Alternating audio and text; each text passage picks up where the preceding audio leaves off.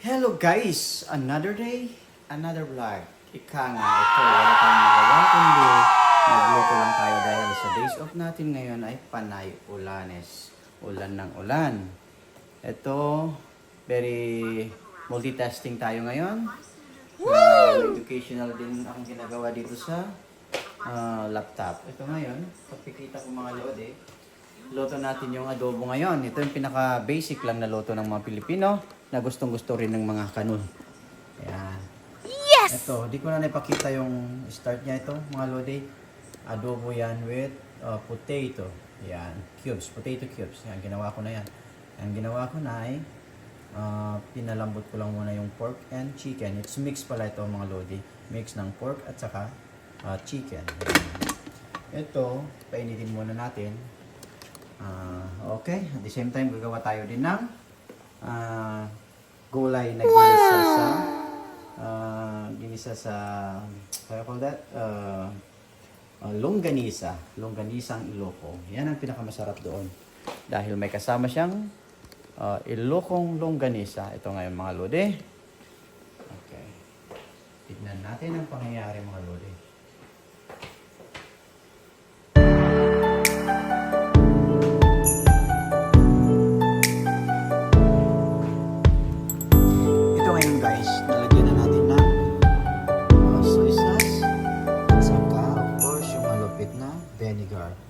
Tapos nalagyan ko na ng garlic at the same time yung pepper. So, oh my God! Adobong Pinoy. Ayan. Nalagyan na ng ingredients yan. Mga soy sauce, suka, garlic, and pepper. So, it's gonna be ready and maybe about 5 minutes para mag-mix pa lahat ng mga timplada.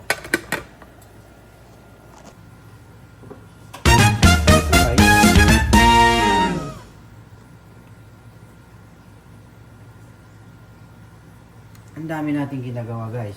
Ayan, multitasking yan. Tapos may ginagawa po ko dun sa computer, yung educational ko sa computer. Okay.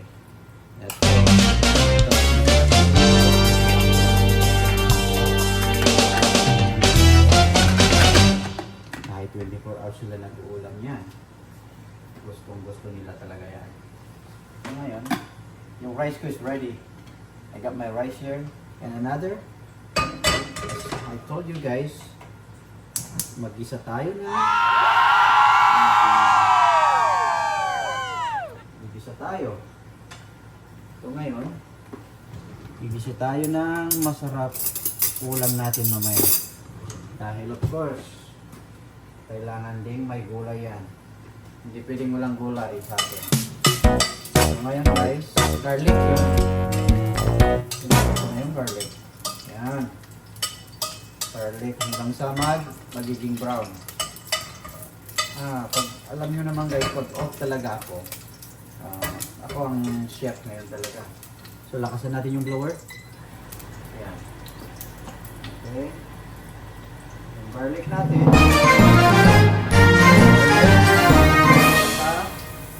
Onion kasi naka-ano na dito.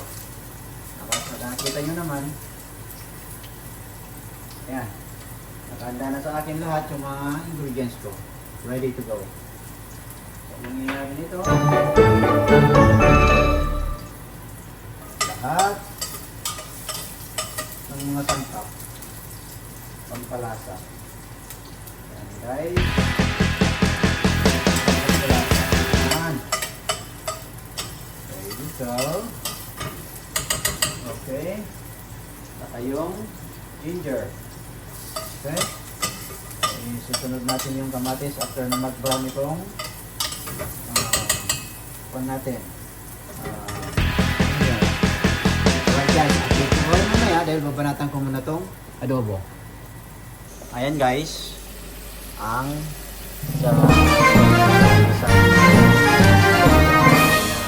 longganisang Ilocano, banatan natin ng bahay kubo na nasa bahay kubo ang ating gulay ngayon.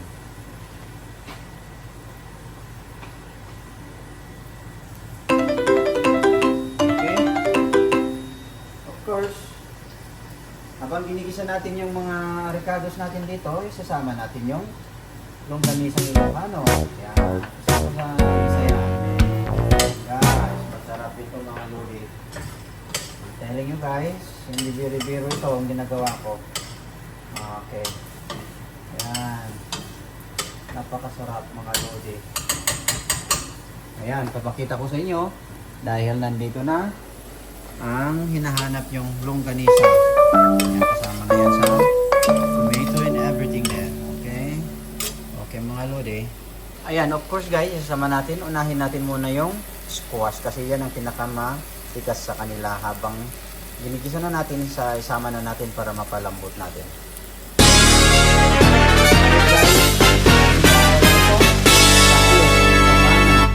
Pamana, baka naman yan. Parang ano natin to, i-endorse ko na itong ano nyo, product nyo. Ito, Filipino, kailangan natin ng fish sauce instead of bagoong na fish bagoong. Okay? Yan, ubos na natin to dahil konti na. Okay. Yan, hindi ako gagamit ng salt. Salt, alam nyo ng salt. Very dangerous. Okay?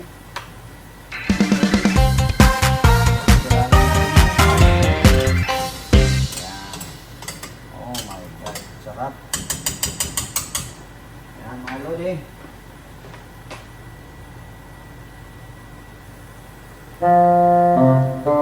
Ito guys. Malinis yung kamay ko. Lagay ko na muna yung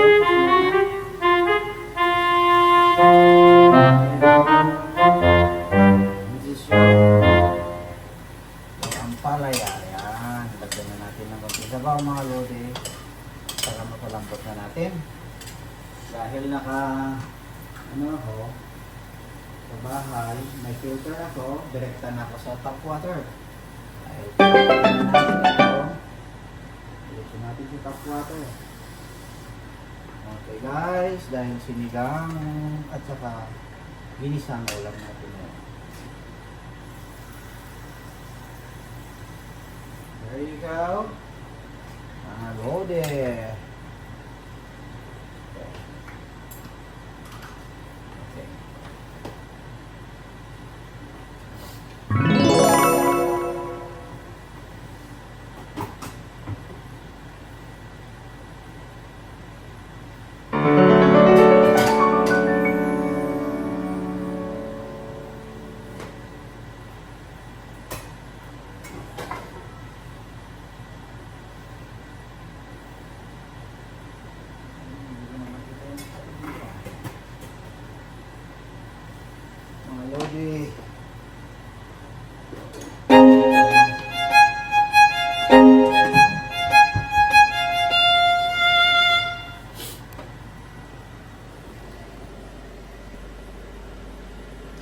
Alright.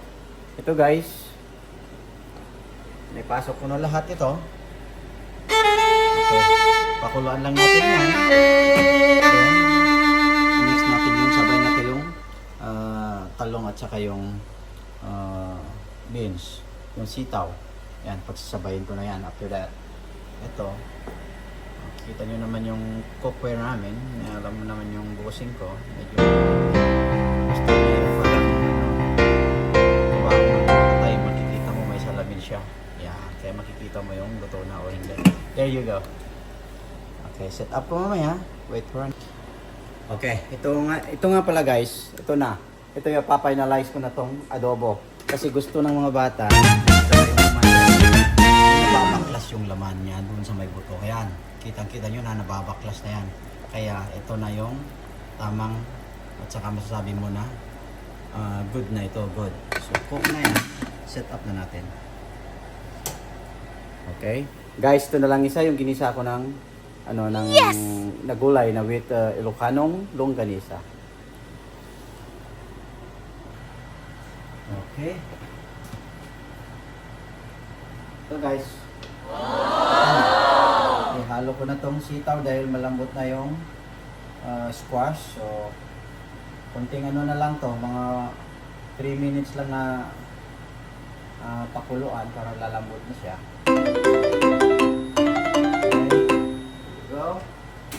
And of course,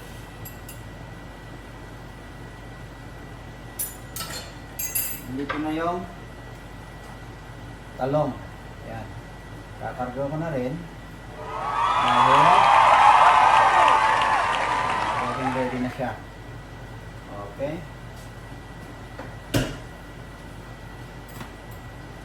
Of course, takpan muna natin. Yan. Halo-halawin na natin dyan. Then takpan. Para haluto na. Okay.